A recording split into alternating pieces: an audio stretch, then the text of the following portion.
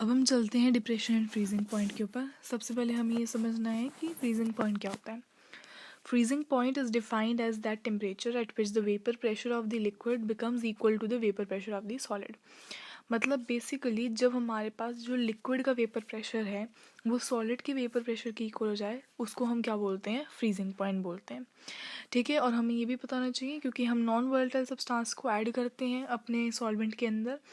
तो जब non volatile substance को हम ऐड करेंगे तो जो फ्रीजिंग पॉइंट हो जाएगा वो डिक्रीज़ हो जाएगा। ठीक है, तो ऐसे हमारा फ्रीजिंग पॉइंट डिक्रीज़ हो जाता है जब हम नॉन वोलेटाइल सब्सटेंस को ऐड करते हैं। तो पहले हमने पढ़ा कि बॉइलिंग पॉइंट में एलिवेशन आता है, मतलब बॉइलिंग पॉइंट तो बढ़ जाता है, लेकिन ध्यान रखना है कि फ्रीजिंग पॉइंट जो होता है वो कम हो जाता है।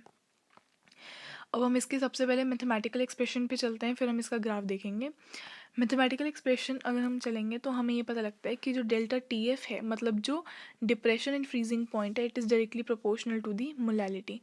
ठीक है, और जो डेल्टा टी एफ है ये क्या है, डिप्रेशन एंड फ्रीजिंग पॉइंट। जब हम प्रोपोर्शनैलिटी का साइन हटाएंगे तो यहाँ पे इक्वल टू आ जाएगा, और इक्वल टू के साथ एक कांस्टेंट भी आता है जो यहाँ पे क्या होगा, के एफ। एफ क्यों, क्योंकि यहाँ पे फ्रीजिंग हो रही है। ठीक है, तो के एफ को हम क्या बोलते हैं, के एफ को बोलते हैं मोलर डिप्रेशन कांस्टेंट, या हम इसको क्रायोस्कोपिक कांस्टेंट भी बोलते हैं। ठीक है, तो हमारे पास यहाँ से फॉर्मूला क्या बन गया, delta T F is equal to K F into M. ठीक है, अब जब वो एम हमारा, मतलब जब हमारी जो मोलैलिटी है वो 1 हो जाएगी, तब हमारा देखो ये मोलैलिटी है, इसकी वैल्यू जब 1 हो जाएगी तो K F delta T F की इक्वल हो जाएगा। तो हम क्रायोस्कोपिक कांस्टेंट या मोलर डिप्रेशन कांस्टेंट की डेफिनेशन भी ऐसी बना लेंगे कि मोलर डिप्रेशन कांस्टेंट और the cryoscopic constant will be equal to depression in freezing point when the concentration is 1 molar. ठीक है, तो delta T F K F की इक्वल कब हो जाएगा, जब जो मोलैलिटी है वो 1 मोलर हो जाएगी।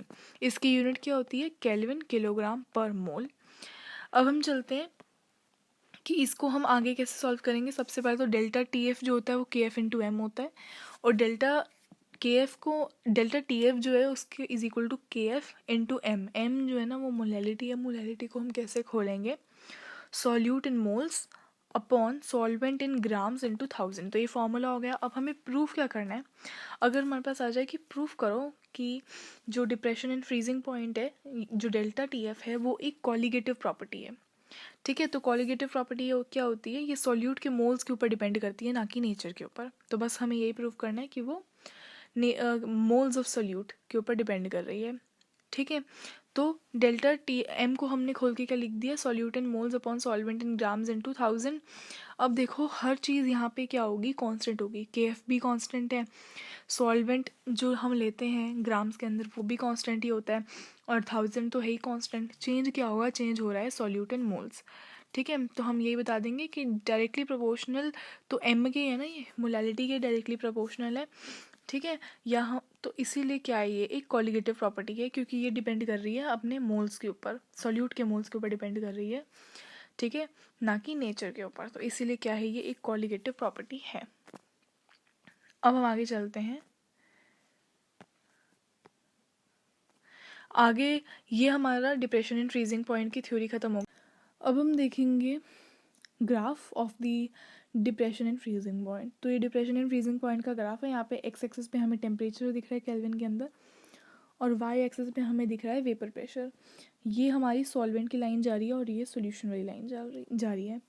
हमें यहाँ पे सिर्फ और सिर्फ ध्यान में क्या रखना है, एक तो ये ग्राफ का हमें स्ट्रक्चर बनाना आना चाहिए, और हमें ये तो पता ही है कि सॉल्वेंट और सॉल्यूशन का जब हम टेम्परेचर में, ठीक है, या फ्रीजिंग पॉइंट में डिफरेंस निकालेंगे तभी जाके हमारे पास क्या निकल के आएगा, डिप्रेशन इन फ्रीजिंग पॉइंट। और डिप्रेशन इन फ्रीजिंग पॉइंट है, माइनस करके निकाल रहे हैं, चेंज है, तो डेल्टा टी एफ से हम इसको रिप्रेजेंट करते हैं। तो ये हो गया हमारा symbol depression in freezing point का। अब हम समझते हैं यहाँ पे कौन सा बड़ा है कौन सा छोटा वैल्यू है। ठीक है, ये जो टी एफ है ना, जहाँ पे भी नॉट दिख जाए मतलब ये प्योर सॉल्वेंट का है। तो ये प्योर सॉल्वेंट का फ्रीजिंग पॉइंट दे रखा है हमें, और जहाँ पे टी एफ है ये है सॉल्यूशन का फ्रीजिंग पॉइंट। जो हमारे पास हम पहले कॉलिगेटिव प्रॉपर्टी पढ़ रहे थे ना बॉइलिंग पॉइंट की, एलिवेशन इन बॉइलिंग पॉइंट, वहाँ पे क्या हो रहा था, वहाँ पे सॉल्यूशन का बॉइलिंग पॉइंट ज़्यादा हो रहा था सॉल्वेंट से। ठीक है,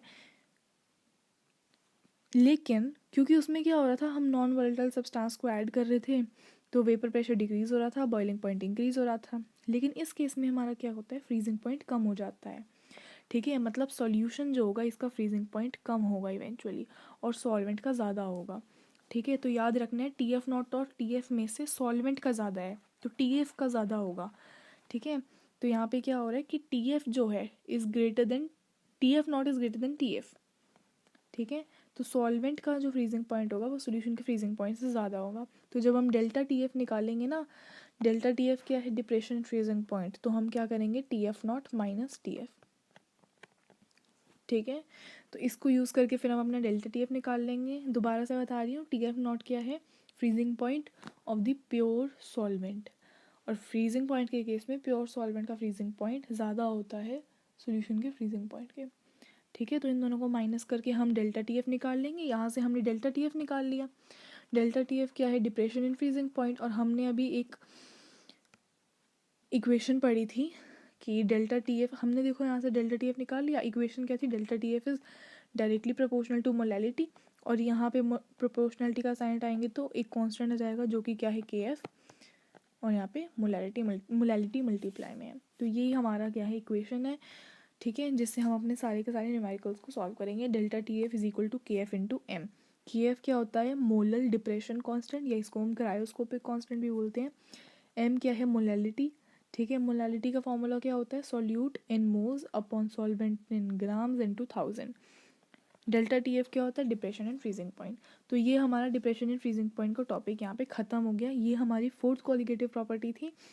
हमने थ्योरी पार्ट और ग्राफ सारे कवर कर लिए हैं, और अगली वीडियो के अंदर हम इस टॉपिक के ऊपर बेस्ड न्यूमेरिकल्स करेंगे।